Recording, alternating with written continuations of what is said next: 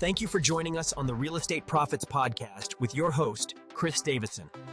Welcome back to the Real Estate Profits Podcast. I'm your host, Chris Davison. I just want to thanks for joining us today. Today, we're looking at beyond win-win or win-lose mentality, the value creation blueprint for unlimited deals. I want to talk about that a little bit. So I think there's a couple of things to think about. There's some different strategies I realize in business. One is win-lose mentality, what that looks like. We'll cover it today. And there's a win-win people try to do in deals. And then there's also the how can I help and add value? So kind of get into that today. I think that's the problem is looking at things and we're taught that, real estate's a blood sport. You watch TV shows or you listen to old school gurus.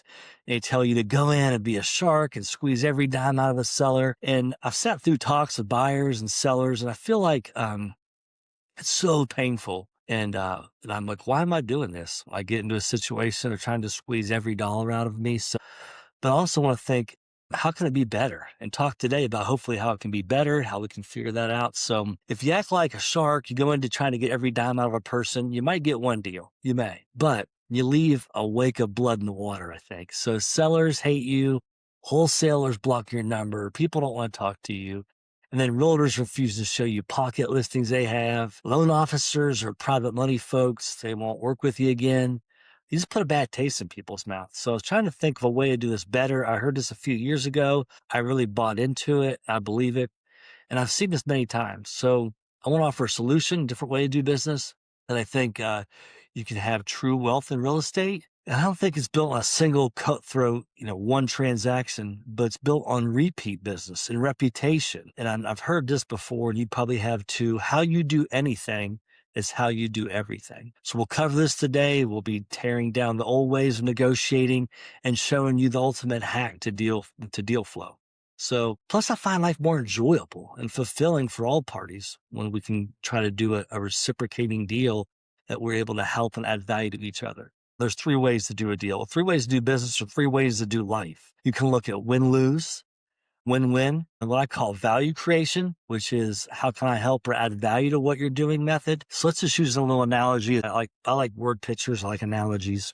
Let's use a pizza analogy, and I'll just show you how this works. So let's have a win-lose philosophy. We order a pizza. I take 7 slices, and then you get 1 slice. I'm happy, and then you're starving. So that's the win-lose. You'll never order a pizza with me again, probably more than likely. The win-win strategy is I want pepperoni, you want mushrooms. We compromise and get plain cheese. This is probably my favorite pizza. But neither of us got what we actually wanted. But hey, it's fair. Let's look at it that way. If you look at value creation, I ask, why you want pepperoni? And then you say what you want, something spicy. I want mushrooms, which I actually don't like mushrooms, but we're using for this example because I want veggies. So we order a Supreme with jalapenos. We both get exactly what we need without just watering down the deal. So looking at things differently and trying to understand what the other person wants and what their needs are, and then look to see how you can help or add value to their needs. Really try to solve their problem. Because today we want to be creative. We want to solve problems. That's our whole strategy. So the pitch today, we're going to learn the win-lose concept is a fast track to failure. Why the famous win-win concept is actually incredibly hard to pull off. And then what I believe is the value creation or how I can help and add value approach will make you the most sought after real estate investor in your market. So let's get into some nuts and bolts, how to do this. The trap of win-lose. So this is a trap. And if you're looking just to be transactional, to have the shark mentality, to be aggressive, I don't enjoy working with those people. I've done many deals even recently. I don't like it. The tactic is the investor who lowballs you, beats up the seller, or for the inspection, threatens to walk away at the closing table just to get a $2,000 credit. The result, it's like arm wrestling, I think. When you're in a win-lose mentality, for someone to win, someone else has to get their hand slammed to the table. So I think there's a fatal flaw in this strategy. The real estate is a small world. When you operate this way, you destroy your reputation. People will actively avoid bringing deals to you. You'll lose many, many more deals than you'll get. And then you get a reputation. That's who you are. So I think the hidden cost of winning, if we can just be honest, is you have a lot of friction, which isn't enjoyable. People don't want to do business with you, and you blow a lot of deals. Sellers get emotional. If they feel like they're losing to you, They'll blow up a deal over a $500 refrigerator. That's happened to me just out of spite. And this has happened to many other folks. So I just don't get it. I don't want to do business that way. And so obviously you might win a negotiated battle, but you lose the war because the deal falls out of escrow. You're not closing, costing you time and money. And this is very common. And I think this is a very common way folks do business. I'd say it's probably about a third of real estate transaction is the win-lose. So I like to do things outside the box. I like to do things differently. I think most people do. It's hard for some folks to process this, to understand it. So they get defensive or they find they fear deals or the guard goes up and they can be confused. I think a confused mind goes up and it goes negative and it says no. When we feel we're losing, it's become combative. And I get this way. I know others do as well. So let's just look at that's the win-lose philosophy. Let's look at the myth of win-win. Why I think win-win's a unicorn. It is hard to do because what I think's a win and you think's a win is never a win. Everybody sees things differently. There's three sides to every story. Yours, mine, the truth. That's kind of how win-win is. So every business book preaches win-win that I've read. It sounds great on paper, but I think in reality, true equality in real estate transaction is incredibly rare. The compromise trap, I think, is something you come see, I look at. Usually a win-win just means both sides gives up something they value until they can meet a mediocre middle. So I don't like that. It's just not, once again, not enjoyable, but it is a step up from win-lose. So the friction, there's a lot of friction in a win-win and people's egos get involved. And when you aim for win-win, so let me give you an example where both parties completely keep score. I give up the inspection contingency, so they need to come down $5K, for example. The takeaway in that kind of situation is it turns the deal into a math equation instead of a relationship. And it takes immense time and energy to balance the scales perfectly, and often both parties still walk away feeling a little bruised. So I think this is where I found I don't want to do deals to be transactional, but I want to do deals to be relational. So I'm going to get into that, what that looks like. And this is what I'm excited about is the value concept. And this is where I think you should really try to focus, the best you can, the value concept. So one of the things, a simple question I ask all the time, it's part of my core values. And it's just asking the simple question and looking, and it lets people know that you're authentic. How can I help and how can I add value to what you're doing? So if you're looking at it as a problem, you shift your thought from transactional to relational. So the core question, instead of asking, how do I get my price? You ask the seller, what is the real problem you need solved right now? And how can I help you? You're a problem solver, not a buyer. A house is just a box of wood and wire. So if you're looking at that, you want to be a problem solver. The seller doesn't care about the house. They care about the situation they're in, the divorce, the inherited mess from the property across country, the medical bills they have piled up, or the looming foreclosure, their job loss. The list goes on and on. But it's important to ask questions to find out what the problem is you're trying to solve. So this is very important. It's not about getting the best number or winning. It's looking at the conversation and then saying to yourself, how can I help here? Or what value do I bring to solve this problem? And once you change that way of thinking, people can see through that. Kids can see through that. So I know adults can. So maybe you can't fix things. You come to a deal table and you're trying to work something out and you can't. But what you can do is send them to someone else or give them advice on how to fix things themselves. Listen closely to what is going on. What are their pain points? And be creative and thoughtful. And how can I truly help? Is one of the questions you want to kind of sit down with yourself and look at their problem. And that becomes, to me, rewarding for all parties. And it's much more enjoyable. I know, just like you, when somebody sits down and wants to really help or think through or solve a problem for me, I really appreciate it. And I know others appreciate it. So let's look at creating value out of thin air. Let's just do a quick case study. I had a situation. The seller wouldn't budge on their high price. I thought it was high for the market. People were walking away from the deal. So there's a lot of win-lose people that were walking away.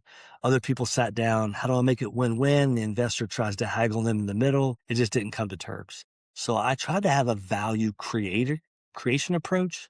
So I asked, why did you need that exact number? They talked about they needed cash to buy an RV and travel.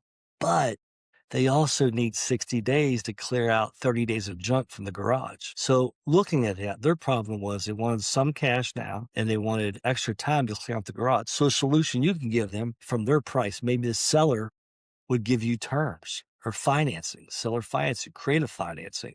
So it might be a way for you to get a great deal and to get the property with less money. So this is this is really a gold mine if you can look and see what the core problems and try to solve them. Look to leverage the price that you want and ask them for terms that work for you. Many times, this doesn't matter. At least in my mind, it doesn't. Now, to a seller, maybe it really does. I know this sounds crazy, but it's true. The price, a little more, a little less, doesn't matter. For example, we just talked about this owner finance deal. What if you give them their asking price, give them what they want, but you get a low payment for 10 years that allows you to cash flow really well for 10 years, maybe bring the property's value up, do some repairs, raise some rents, or you get a lower down payment to get you into the property. What if maybe it's a lower interest rate? I mean, there's a lot of ways to chunk it up, but a shorter amortization timeline. Maybe they want a huge down payment, but a small purchase price. So you can give them more cash now, but a smaller purchase price to still meet their needs. The key is the more questions you ask to solve their problem, the more it really helps you to solve their problem. So the more questions you ask, once again, the more information you get, you're looking for ways that you can solve their problem and in turn, give them what they want, and then you can get what you need. And this really does work. So just looking at this, I've tried it many times. There's some pros and cons to it, obviously, but I heard this long ago and I believe it. The only reason you don't close more creative financing deals is because you can't explain it well enough. So it really hit me when I heard this one time a speaker say that. So it hit home for me. And I took some time and I thought, I need to understand this. I think I understand it well, but I need to explain it well. I think one of the keys is really taking complex things or high level things and making them super simple to understand. So I learned the three big things to help sellers and buyers to really break it down in a palatable format. First, let's say you only get 100K for your property, but the owner finances it. But over the life of a 30-year mortgage, for example, the bank's going to get 287K.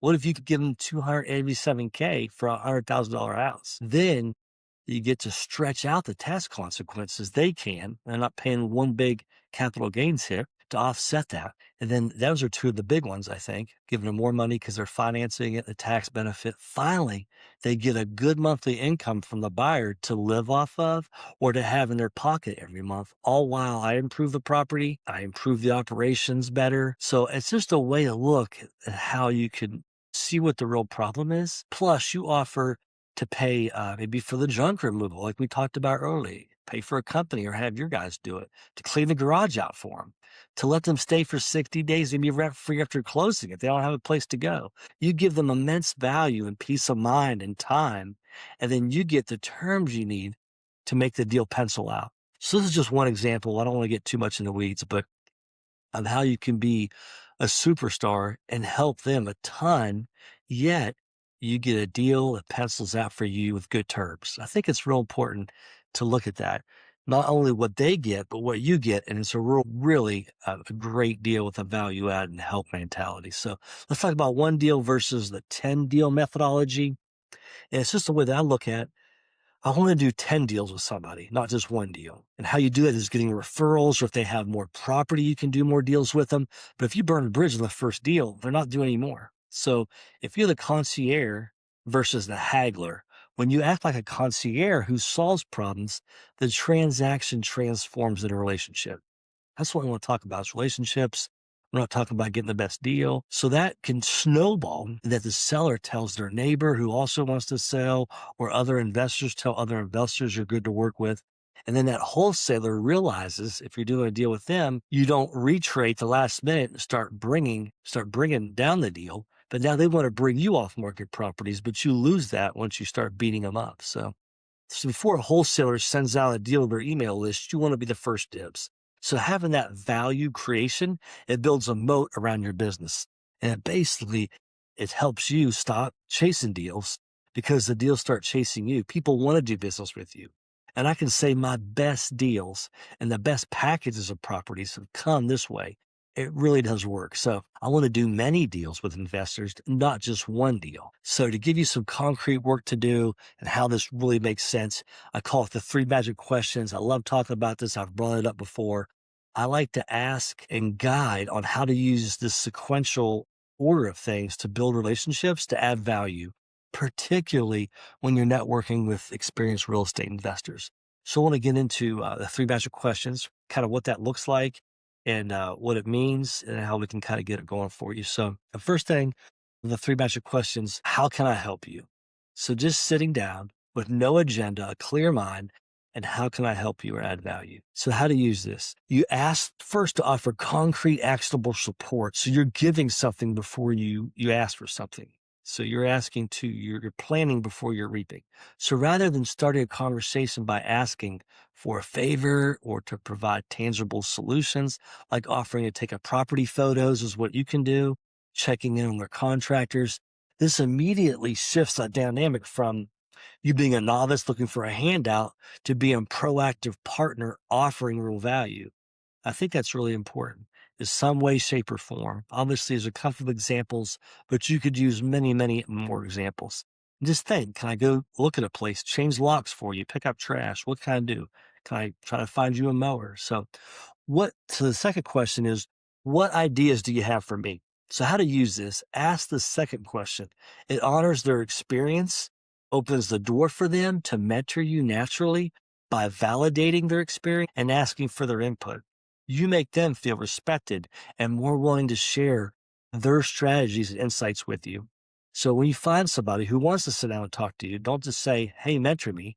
Have some ways, some ideas of what you're looking to get out of it with them. And it really shows that you care and you come prepared and you want help from somebody. So first is, how do you help? What ideas do you have for me? Number three, who else do I know? Do you know that I should talk to? Who else do you know I should talk to? So how to use this? Ask this to create, who will create for you a multiplier effect in your network, because now you're opening their network up to yourself. So because you've already demonstrated your willingness to help and you've shown respect for their knowledge, they will be much more comfortable opening up to you. Their Rolodex, introducing you to other key players in the industry. They'll want to help you with financing, with contractors. But it's because you started out authentic. You started out with really wanting to help them and see what you could do to kind of move the needle forward for them. So let's just talk real quickly about these pitfalls.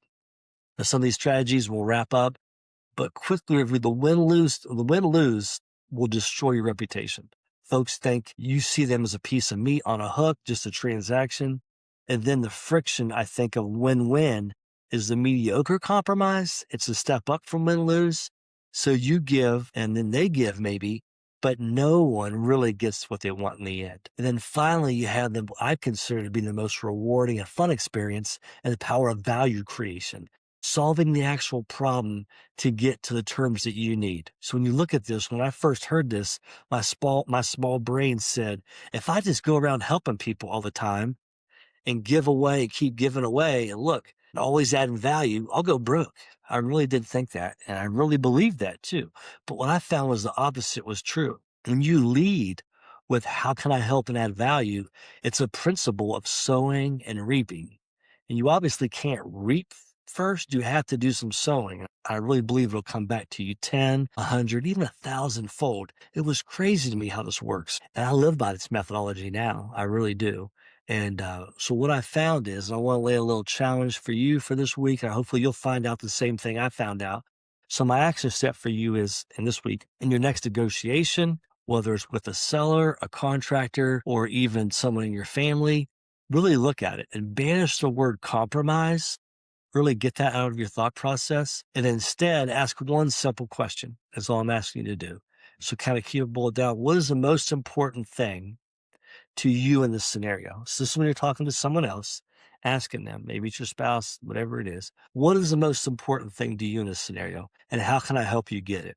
I tell you, that opens up a game changer, a whole other world. And then it becomes, just watch how dynamically that instantly shifts things, that it moves things from compromise or even negotiating to open-ended person who's willing to talk to you. Do I get this right all the time? Heck no, I don't. I know I don't.